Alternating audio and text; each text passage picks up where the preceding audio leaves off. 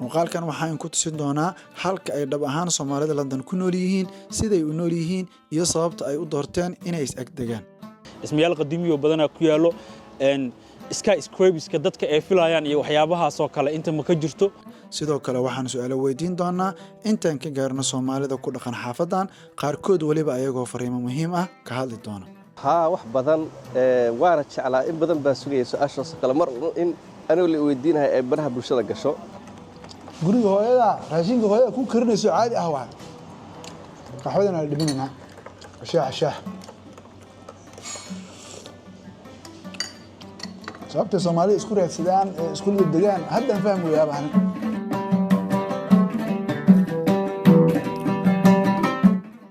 المقالك ما أنت وحى إلى وضع وحافظها دقن يرسى حبيبك يقول لي هذا محمد زياد سوري وسح ودوا ما سنت صاحب مركب محمد كان كبير بينا ما أنت ما أنت واحد جوجنا سوق لده سوق السبدي حتى مركز على ده وحنا كيالا أنت وأنا أركض دونا ماشي عندك واحد ما ذو أنا أودين واحد عصبي نجتان مثلا واحد برمائه واحد سكون تدعو قضايا شيء يدر رخيصته بل وأركيسين أنت هذين عندك تردو دنا وأركض دونتين inta keliyana ma ahan oo hal shay lagu magalo dharaa lagu gadaa dharka caruurta lagu gadaa dharka dumarka lagu gadaa makeup ka helay daawooyin ka helay wax walba ka helay waxyaabo shay ah u baahan tahay oo cusub aadan awoodin inaad soo gadato xal laga yaabaa inaad soo raqiis ku hesho second hand ahaan amal alshan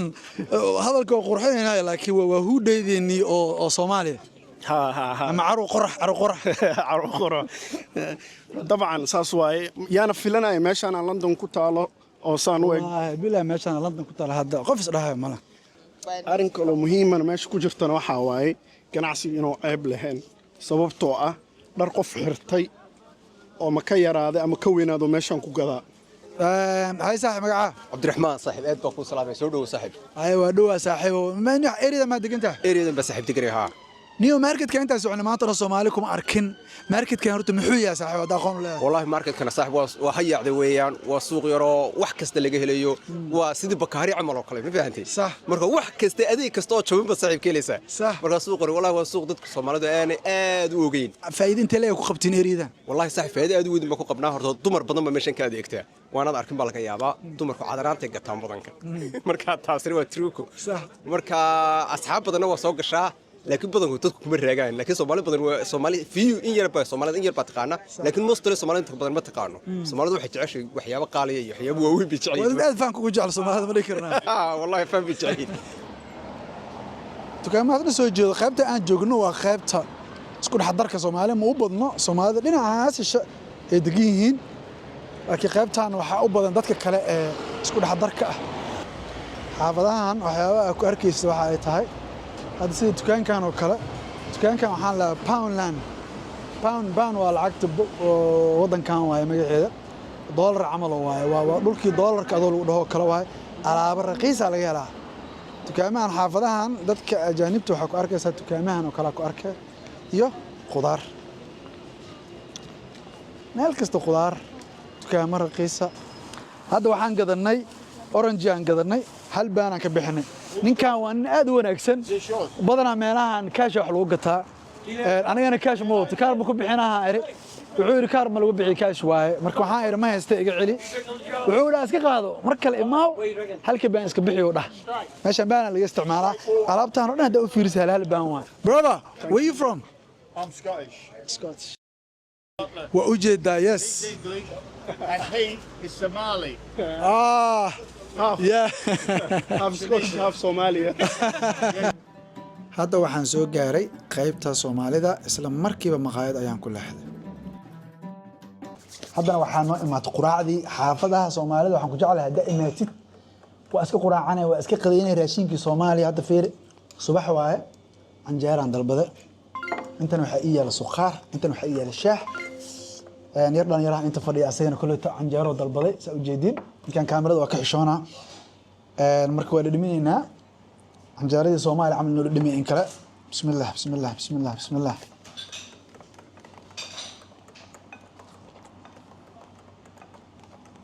guriga hooyada raashinka hooyada ku karinayso caadi ah waa qaxwadana la dhadhaminaynaa shaah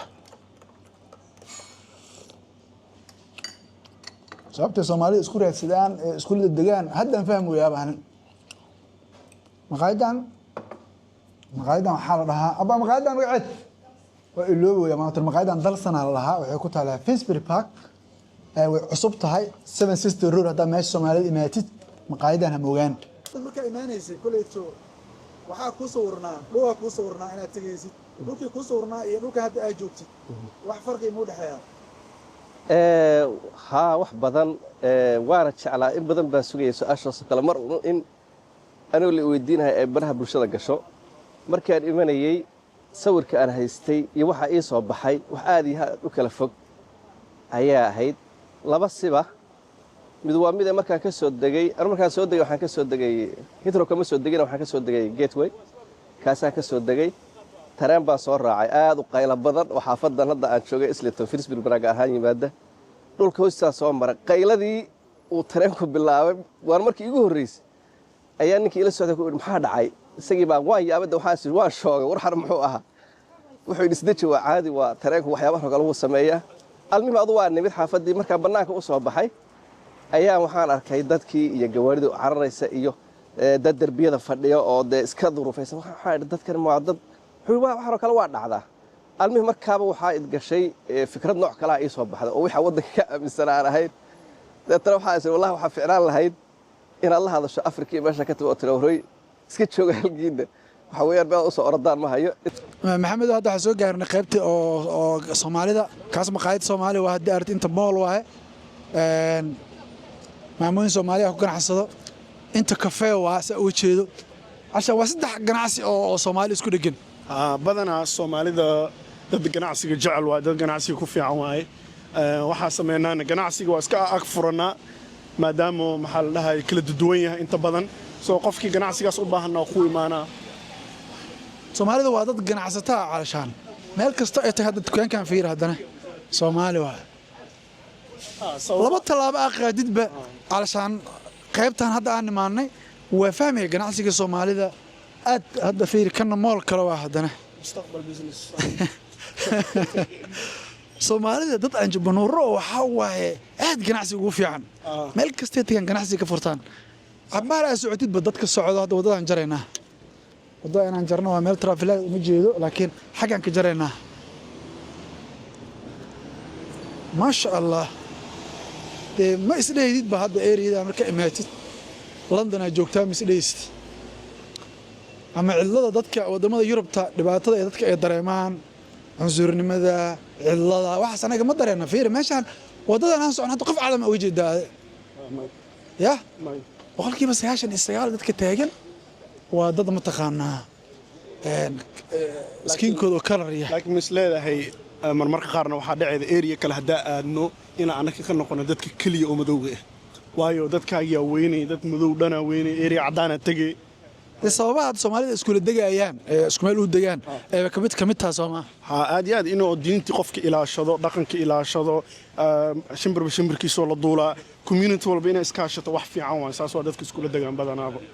xaafad ahaan iyo magaalo ahaan London macnaha waa magaalo weyn magaalo qadiimi waaye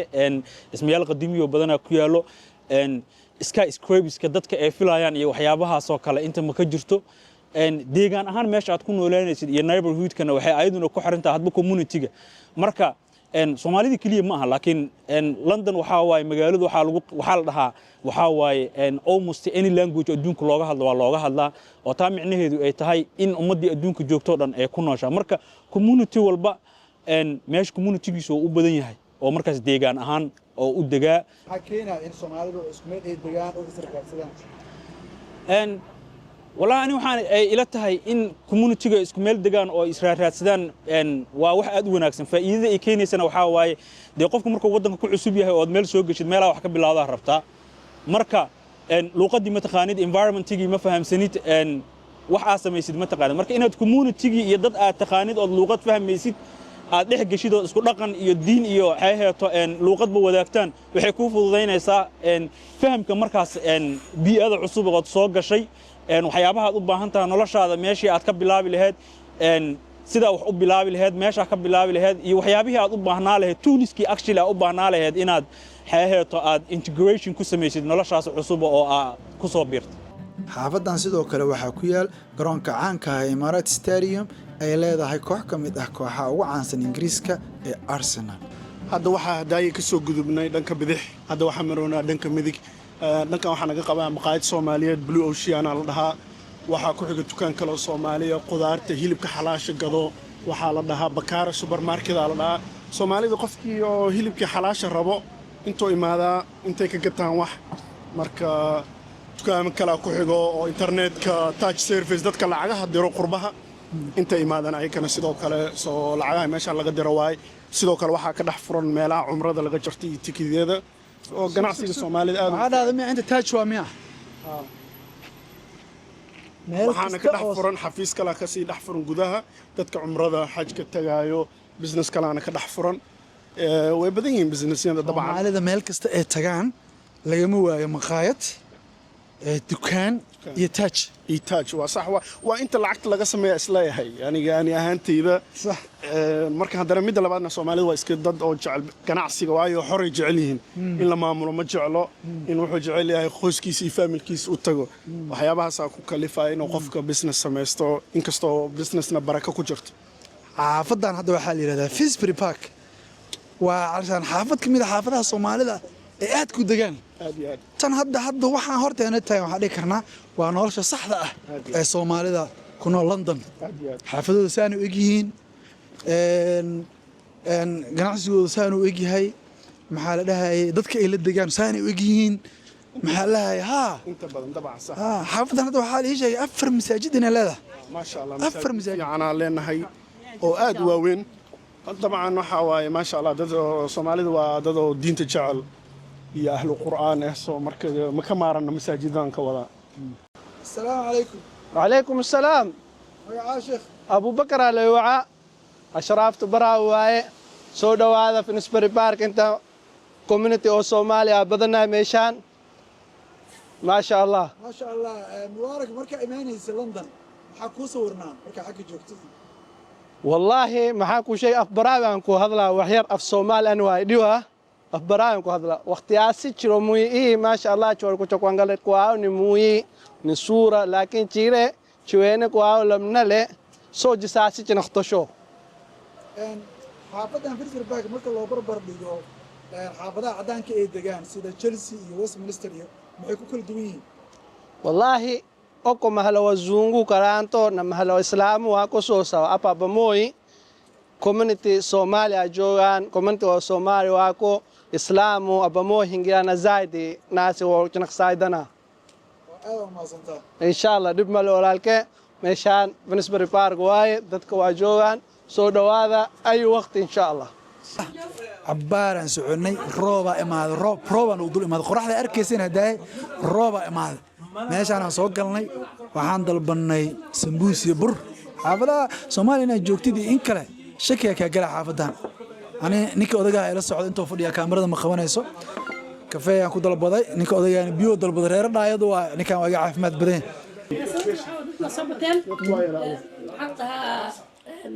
وقتي كدوية هاي بالصين بحوية صح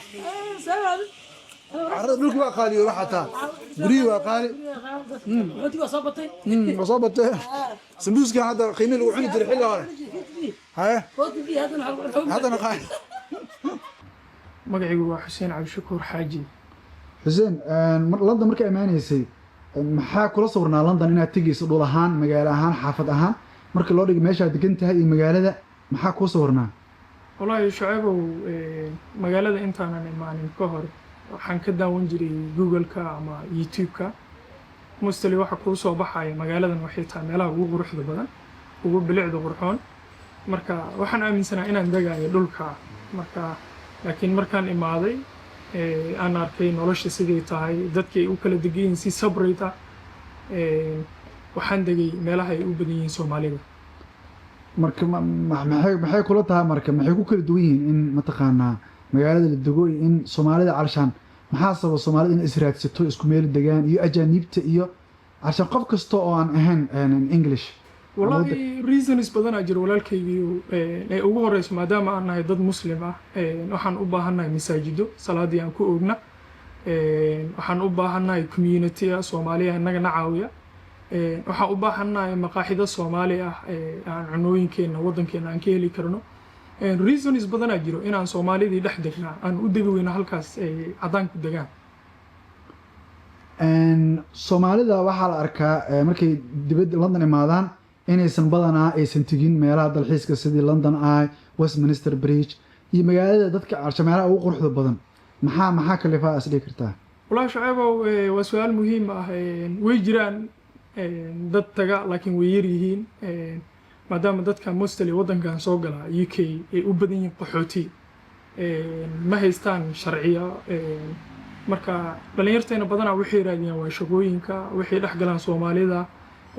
qaaraba noloshooda 10 sano iyo ka badan jooga aanan tagin weligood Towerka iyo London Bridge iyo London Eye iyo meelo badan ay ka mid ah meelaha ugu qurxoon magaalada London marka reason jiro ay kalifi kara ama qofka ku qasbi kara inuusan aadin qofka hadda ka bacdi imaan rabo London ama u soo socdo maxaa fariin u marnaa wallahi London waa magaalo shaqo wadan aad u wanaagsan walow cunsurigiisa uu iska badan yahay maalmihii ugu dambeeyay magaalooyinka London laga dareemay banaanbaxyo aad u fara badan haddana alxamdulillah anaga as Soomaali ahaan as a community wax dhibaato ilaahay nagama soo gaarsiinin waxaan dhihi lahaa qofkii imaanayo welcome walow qaxootiyadii ay dib u celinayaan bilooyinkii hadda u dambeeyay dadka mostly France ka soo gala ay wadankooda dib ugu celinayaan laakiin qofkii si sharciya ku imaanayo waa wadan aad u wanaagsan waxaan leenahay ku soo dhawow London walaalkeen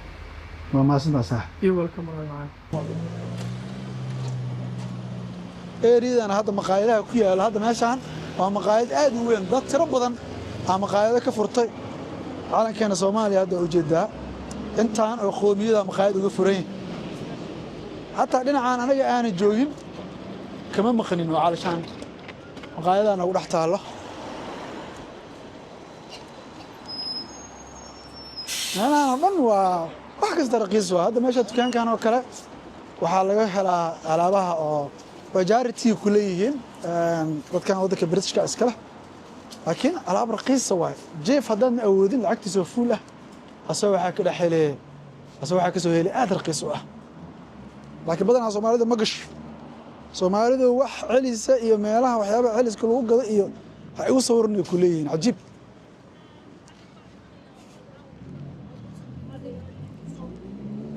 عفدان هذا جوكتي فريسبري باك يا عفدا ضدك عدانك دغانسيد جيلسي oo kale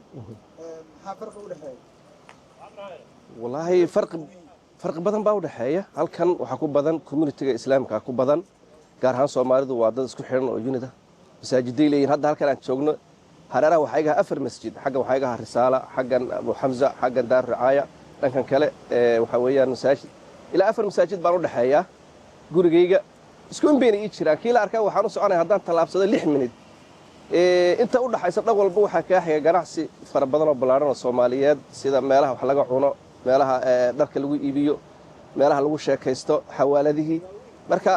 waxa weeyaan aad bay u kala duwan yihiin mar walba Soomaalidu waa dad khayrka jecel oo isa soo raaca oo meeshii khayrka jira madaaristii masaajidadii aad iyo aad bay isugu xidhan yihiin meelaha kaliya hadda aan waxa weeyaan aan isleeyahay insha Allah waxa uu noqon doontaa mustaqbalka wadankan iyo ilmahoodaba inay ka soo gaaraan community isku xidhan oo masaajidadii iyo madaaristii macallimiintii oo khayrka u sheegaya culimadii ay maxaan ku dhahdaa ka buuxdo ayaa arkayana ku dhex barbaarahayaan marka waxa baad oran kartaa waxay iska joogaan in badan markaad u fiirsato si u libisan yihiin dumarka ragga in badan oo kamid ah yaana waxa weeyaan waxay iskaga tarbiyoobayaan inay joogaan meelo oo islaamku ku xoogan yahay oo san ciriiri iyo dareemaynin waxaan ku idhahdaa duquudaad marka dhanka marka la eego aad bay u kala duwan yihiin laakiin xaafadaha kale waxa laga yaabaa waxa weeyaan waxa dareemaysaa laga yaabaa marka qaar kood inaad cunsuriyad yar dareento hadii aad adigu xitaa lagu dhihin ba xitaa adoo kaliga ka bedelan dadkii oo dharkaaga iyo kalarka wax badan markaad eegto waa laga yaabaa nooc ma inuu aad wax yar dareento laakiin marka dadkaagii iyo community ay ku dhex jirto hadda waa arta dhan walba waxa naga marahayaa dadka masaajidka ka soo baxay alxamdulillah khayr badan ba xaafadan leedahay iyo xaafadaha la midka ku badan yihiin dadka muslimiinta gaar ahaan isku xidhan Soomaalida oo sidoo kale iyo dadka la midka sheekh aad iyo aad u maasantaa barakallahu fiik jazaak haddana waxaan soo gaarnay gabagabadii gunaanadkii barnaamijka xaafadan inta maanta dhex socday waxaan ka fahmay horta xaafadan inay degan yihiin dadka ugu xooggan oo degan xaafadan inay yihiin Soomaali oo koow ah Algerian iyo Ethiopian iyo Eritrean hadda soo degay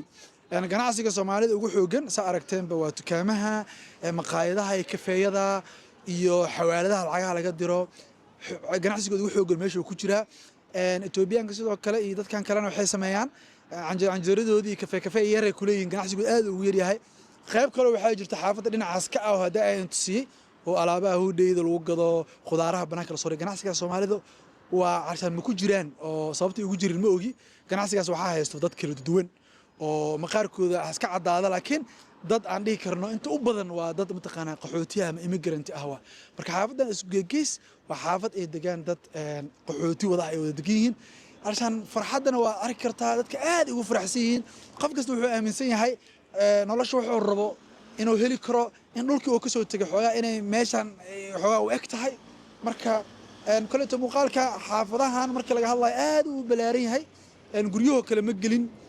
qaybta guryaha sharciyadoo kale waxyaabo aad u balaaran yahay barnaamijkan marka haddii rabteen barnaamijkan Soomaalida inaan gudaha u sii galo kale commentiga ugu reeba barnaamijkan barnaamij la mid ah inta kulmi doono waxaan kaga tagayaa sidaas iyo nabadgelyo